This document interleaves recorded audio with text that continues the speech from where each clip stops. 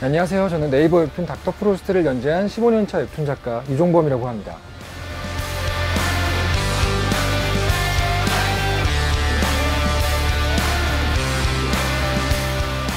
많은 독자분들이 제 만화를 요약하신 글을 보면 감정이 무뎌진 없는 천재심리학자의 상담 기록? 이렇게 요약하시는 분들이 많이 계시는데, 그것도 맞는 요약이라고 생각하지만 제가 생각하고 있는 닥터 프로스트의 중요한 이야기는 자기 자신에 대해서 이해하는 게 얼마나 중요한가에 대한 얘기라고 생각해요.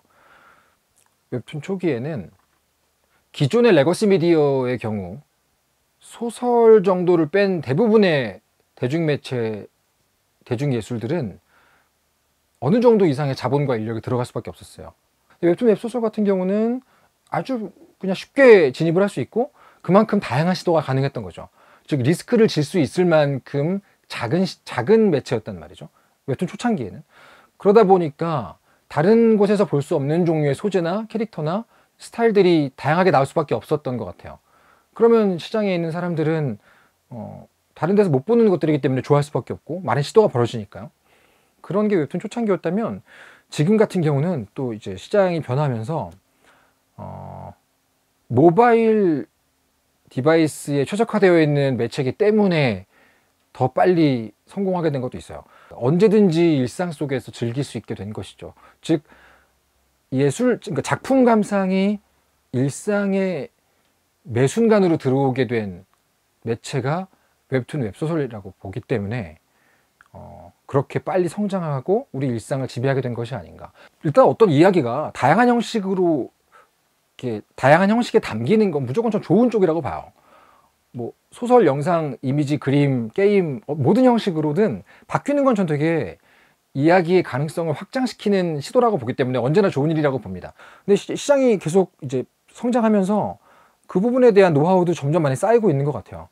이제는 원작에서 과감하게 바꿔가면서도 영상에 좀 더 맞는 방식으로 번역을 하는 기술이 늘었다거나, 이제는 그래서 그렇게 원작이 있는 것들을 다른 형식으로 바꾸는 사람들에게 새로운 종류의 컨텐츠적인 번역가의 능력이 필요한 때가 됐고, 그 능력을 가진 사람들도 많이 늘어났다고 생각하고 있어요. 당연히 원작을 만든 사람 입장에서는 내 이야기를 다른 방식으로 해석해서라도 더 좋은 어떤 번역을 해주는 형식을 만나면 반갑죠. 굉장히 이해받은 느낌이 들죠. 전 처음에는 나라마다 다르게 반응할 줄 알았어요. 주로 재미있게 보는 부분이 다르다거나. 그런데 요즘에 다양한 언어권에서 서비스되고 있는 댓글창을 번역을 해서 보면 한국에서 반응하셨던 거랑 크게 다르지 않아요.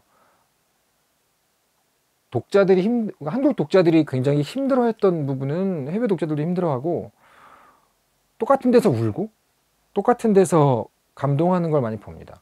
그래서 또 문화권이나 나라에 따라서 다른 반응도 분명히 있겠지만, 이야기가 좋은 이야기가 되려면 성별, 나이, 문화권 이런 거랑 무관하게 느낄 만한 무언가를 넣을 필요가 있겠다. 그런 것도 뒤늦게 배우기도 하고요. 뭐 K 김치 같은 거죠. 굳이 뭐 왜 만든 건데 우리가, 이런 느낌? 약간 자부심이 담겨있는 표현이기도 했는데, 동시에 모두가 웹툰을 그릴 때가 와야 한다고 봐요.